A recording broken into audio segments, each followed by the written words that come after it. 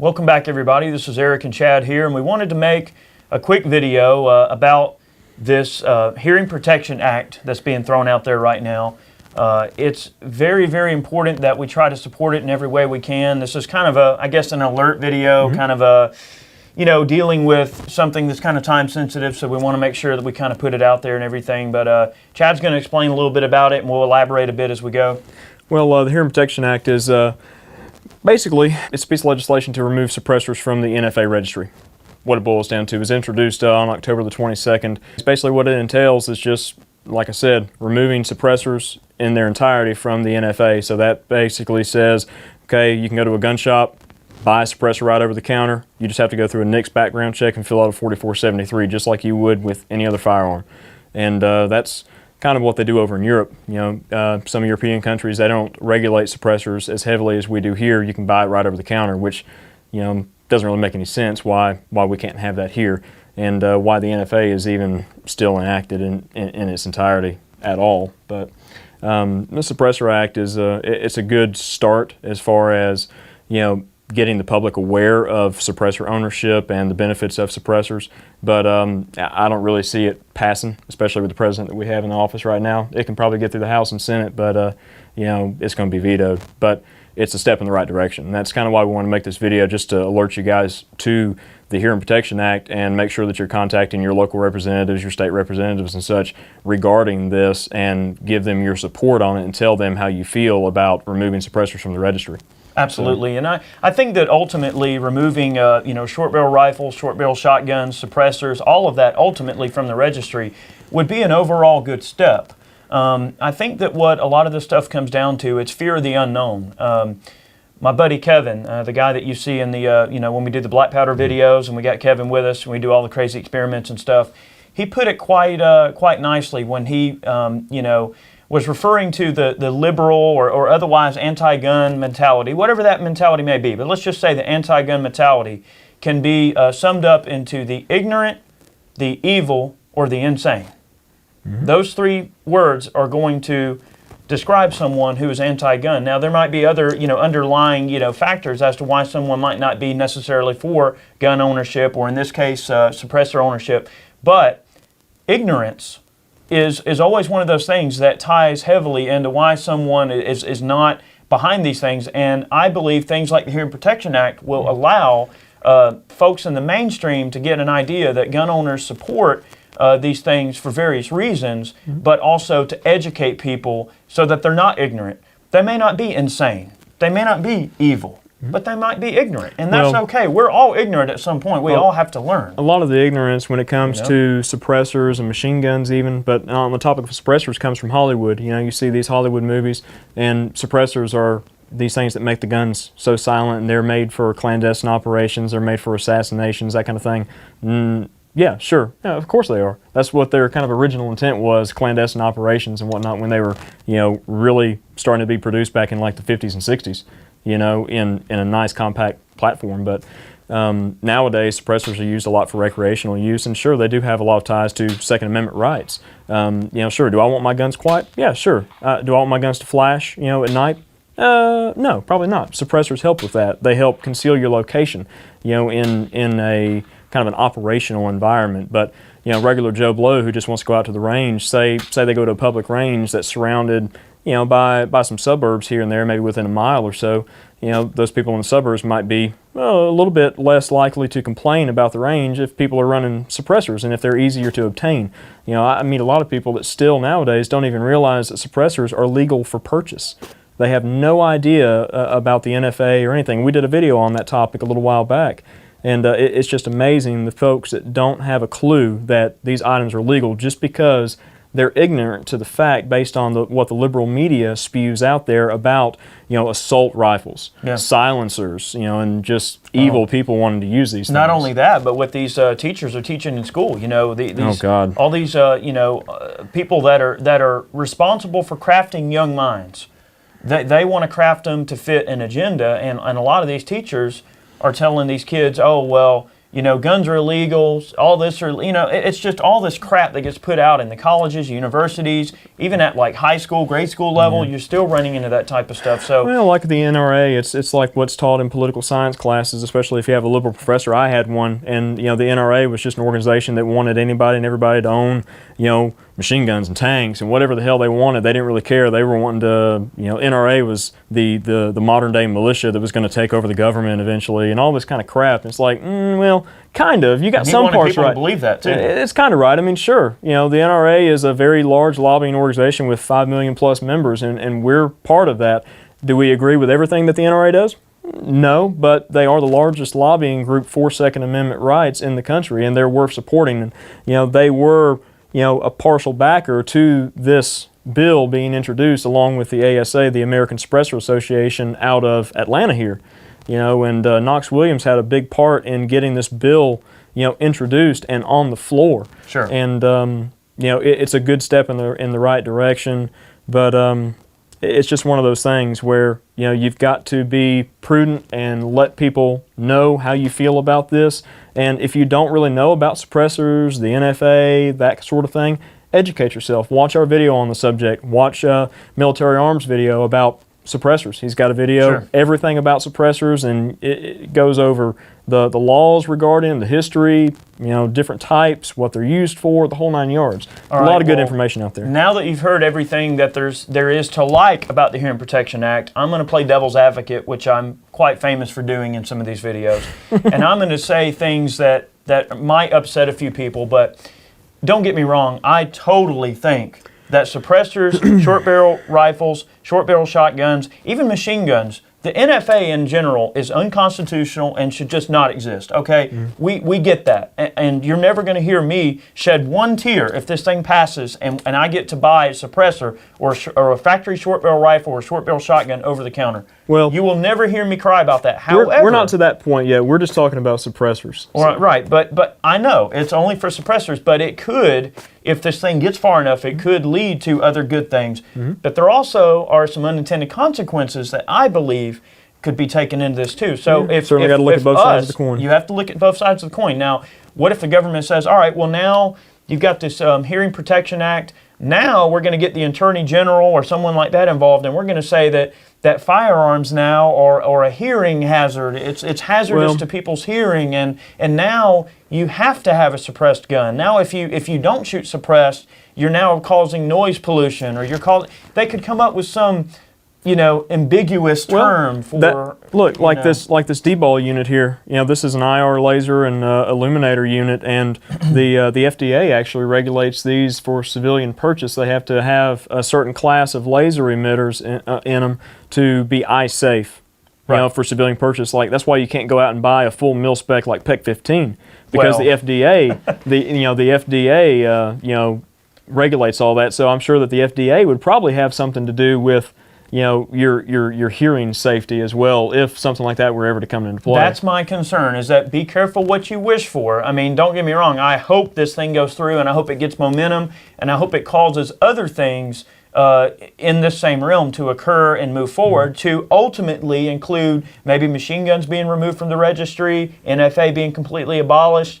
That might be a stretch. Well, even getting the Hearing Protection Act might be a stretch, but my point is that we have to be careful what we wish for. I support this and I want to see it go somewhere, but realistically, I have a strong feeling it probably won't go anywhere. But that shouldn't stop you from contacting all of your representatives and causing a stink and calling everybody, all your buddies that are gun owners, and trying to get this thing pushed through. Because we made a video not too long ago about guns and class struggle, and I think some people didn't quite understand what we were getting at in that particular video, but what we were getting at is that some people become disenfranchised from certain areas of firearms ownership because of where they might be in society. You might not have an extra $200 to pay a tax stamp to buy a suppressor. The large factor of the purchase of that suppressor, you might go, well, well, yeah, I scrounged up $600 to buy the can, but now I got to come up with $200 more. And while you've got that $800 out and that suppressor and that tax stamp, you're living without the suppressor and the tax stamp money for 6 months or 5 months or however long it takes to get the paperwork think back. about it like this. All right, That's a big fiscal chunk to have to live without. Suppressor manufacturer like Huntertown Arms, they make some of the most affordable cans out there. I mean, okay, so you buy a rifle can that's $400. Well, 50% of the cost is going to be the tax stamp. Correct. Or, I mean, look at some of those 22 cans, like the micro Kestrel they make. That's like a $180 can. Yep, you got more in the tax than you do in the can itself. But here's a good way to think about it. All right. Look at a suppressor or a firearm or anything else, just like any other tool or commodity. If I go to the men's clothing store and I buy a new suit, okay, and say that a week after the fact, well, not that I would do this, but let's just say, this might be a bad example, but say I go, you know what, I'm not crazy about this suit. I thought I liked it, I may not like it, but my buddy wants it, and maybe, you know, we wear the same size, I'm going to sell him my suit. You know, whatever commodity or good that I buy is mine. I own it. These guns behind me, I own them. I can sell them to whoever the hell I want to. So the point is, it would take suppressors to the point where they are merely a commodity like anyone else or anything else, and it would make some of those folks that may not have the capital to tie up in a suppressor and a tax stamp and living without that commodity for that amount of time while it's being transferred, it would allow them to go, you know what, I've always thought about owning a suppressor, I think I'm going to own a suppressor, and they go buy it, and if they don't like it, guess what? It's not controlled anymore, so they can just sell it, and they're not causing themselves some form of financial grief. Well, the biggest thing is, you know, you mentioned like reselling suppressors, you know, that is done. I mean, you know, Class 3 items are sold all the time, you know, on the open market, but suppressors are one of those things like, you know, God, I got all this money in it, I don't really like it, but, you know, I want this new can that's out. Well, you're not going to sell your old can because of the hassle, and nobody's really going to give you top dollar for it because it's a suppressor, and nobody wants to go through that hassle again because you already went through the hassle. Well, guys, suppressor ownership is up over 35%. Yeah, around about. It was last year there were about 571 or so thousand suppressors on the registry. Earlier this year, when it was reported, there were like 800,000 plus. Well, I mean, all these folks in the anti-gun realm that don't support these kind of ideas, they don't support open firearms ownership. They don't support NFA or machine guns. They dang sure don't want you having machine guns and little short guns and handguns and things that make guns quiet and things that go up and ghost gun, clipazines and all this. They don't want you to have all that. But the point is that I'm making there with that is that I think that having that, you know, 500,000 people that are new suppressor owners, has one crime been committed with a suppressor ever? Not to my knowledge. In recent times, name one time where a crime's been committed with a suppressor. There was one incident in California a few years back with a policeman. I think a policeman, he had deranged cop or whatever, and he legally owned several suppressors, you know, but he didn't really use them in a crime. He just happened to own them. And I know we've said this in previous videos, but I'm going to reiterate it here because I believe it's important. I can't tell you how many times I've been to a machine gun shoot or an event where suppressors and short barrel rifles, any type of NFA items are being used.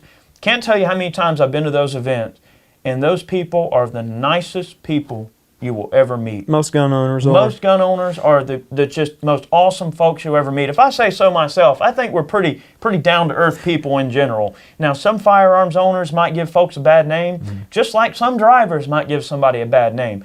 Are you going to go, you know what, nobody should own cars because that guy just did something really dumb? Just because one or two people get in a wreck near you, does that make everyone that's in a car? I'm going to rag on our buddy John Patton real quick. You know, you see some driver in front of you with a Pennsylvania license plate, and you go, "It's the most horrible driver ever." All the Pennsylvania drivers, man, they're terrible. And then you think about John, you're like, "Oh no, John's a nice guy." So. Well, the point I'm making is that folks in the NFA world are not these demonized criminals and assassins and all this crap that everybody thinks they are. I mean, I own short barrel rifles and that kind of stuff. I mean, we own suppressors. We're average people. Average people own suppressors, machine guns. I think that the Hearing Protection Act will make those things more obtainable for people, obviously.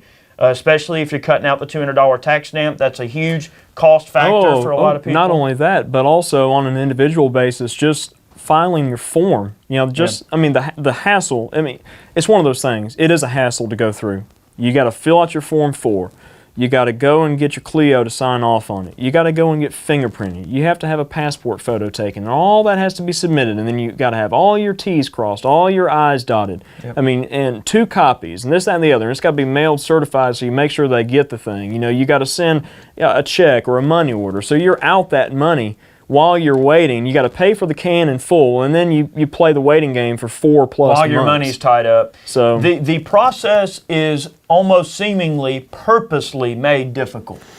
Well, because it's slow, it's laborious, it's a pain in the balls, and it just sucks. You could say that the entire NFA itself is antiquated. I mean, it came around at a time where some could say that it was maybe needed, okay, but nowadays, it's just one of those things. I mean, gun owners are what they are. Yeah. We're people. We like to have fun. We like to protect ourselves and our families and our communities. And kill animals. And we like to kill animals. Either pests or for food, whatever the case is. I love hog hunting and deer hunting. Yeah.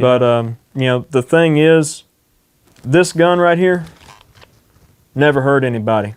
This is merely a tool, and the sooner we get some of the folks out there to think about firearms as merely tools, and whether or not they're performing a good or a bad task based on the person behind them, will be very far ahead. But removing suppressors from the registry would be a step in the right direction. Is it going to happen right now? No. Probably not. No. Like I said earlier, it'll get through the House and the Senate. Sure. Most likely, but once it gets to the president's desk, he is likely going to make it a big public event, to shun the NRA, to shun the ASA, to shun any Republican that supported it or any liberal that supported it. There's a lot of Democrats that are kind of moderate that'll get behind this based on where they're from. Sure. A lot of folks from like the swing states, like Ohio, for example. Those guys, they have to be kind of in the middle of the fence, or in the middle of the line on these kind of issues, because they've got constituents on both sides. So it's just one of those things. It's a step in the right direction, and ultimate goal is to repeal the unconstitutional Hughes Amendment, which came by in the mid-'80s, in the 11th hour, as an amendment to the Firearms Owners Protection Act that was going through to protect, firearms owners and FFL holders and whatnot from basically wrongdoing by the ATF at the time. Yeah, FOPA is a load of horse crap. It is, but Reagan had a big part in it, and the NRA had a big part in getting the Firearms Owners Protection Act passed with the Hughes Amendment attached to it. They're like, oh, just go ahead and sign it. We're not going to worry about that right now. So they haven't really made good on their promise in the past couple of years regarding challenging the Hughes Amendment and having the Hughes Amendment repealed.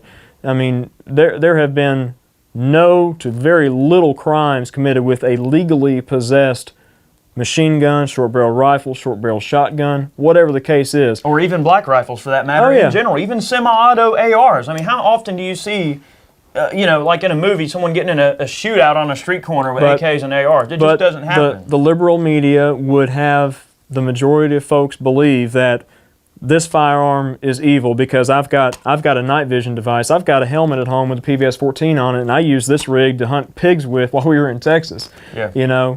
So, I mean, day or night, this thing is suited for the purpose at hand, whether it be hunting pigs or whether it be defending my community. And I'll put it to you like this. The Army might own the night, but we borrow it. We borrow it.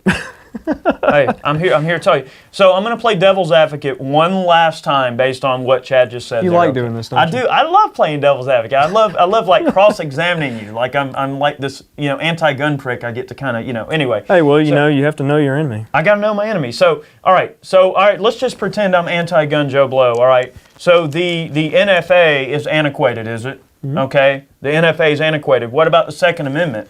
Okay, the Second Amendment, 1776? Well, that's antiquated, right? No, the Second Amendment was written and designed to stand the test of time. It was, and the Constitution is the ultimate law of the land, period. Mm-hmm. We have to remember, any law that is made that goes against the Constitution is not a law. It's unconstitutional. If it is unconstitutional, the Constitution is the ultimate law of the land, period.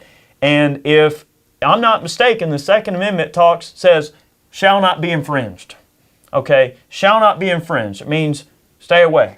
Yep. Get away from it. So all I'm saying is, again, be careful what you ask for. Be careful what you wish for, because if we start belly aching about, oh, well, this 30-year-old law that we're not happy with, you know, oh, well, we need to throw this out of the books. Then they start going, oh, well, let's talk about that 200-some-odd-year-old law. I mean, so you got to be careful. Let me think. All right, let me put something in here, you know, regarding, you know, playing devil's advocate. Sure. Okay, so the NFA, 1934, a $200 tax was imposed on short barrel rifles, short barrel shotguns, all those class 3 items. Which was a lot of money back then. Which was a ton of money. Yeah. I mean, today, it'd be thousands of dollars. Oh, God. Okay, but it was put into place without increasing with inflation over the years. So that's why throughout the early 80s, you know, folks they'd go to RPB and buy a Mac 10 or an M11 or whatever, and they would just register the thing, and boom, several months later, you'd have your paperwork back and you'd have yourself a machine gun. But $200 back in the 80s was a lot of money when an RPB was, what, $500-600? You also have to understand, I'm going to stop you for a moment. Yeah. You also have to understand that during the 80s,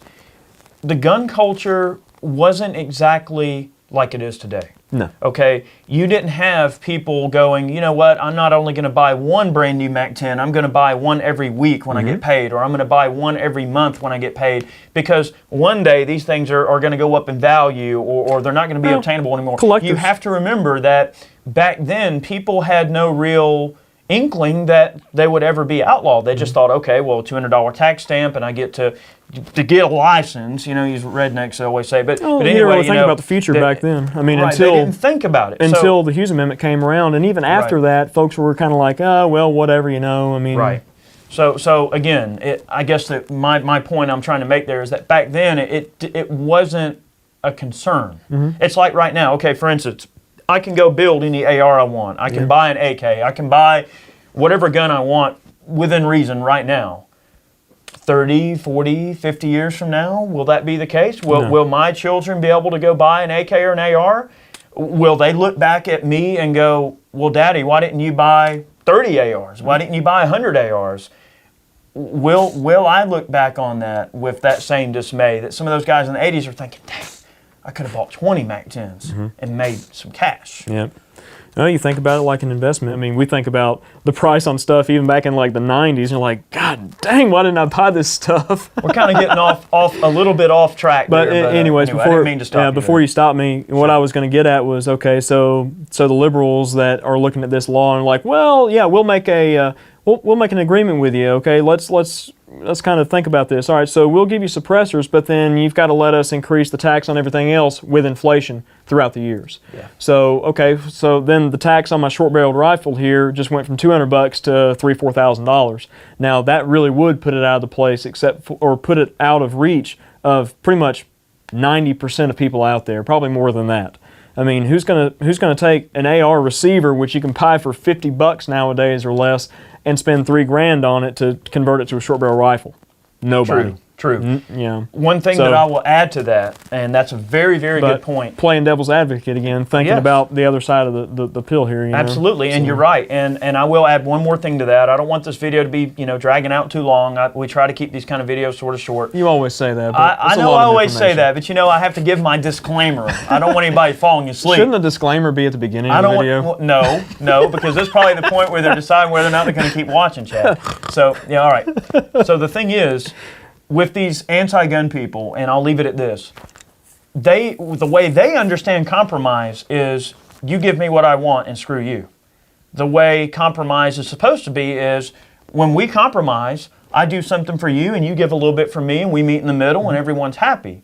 But they don't understand. If there's a compromise involved, that just totally goes out the window. Like they want to take everything and give very little or nothing to the other party. It's almost like drawing up a contract with the devil. Okay, you're not going to win. The devil wrote the contract, so trust me, it's in the devil's favor, and that's essentially it's kind of is what it is, Yep.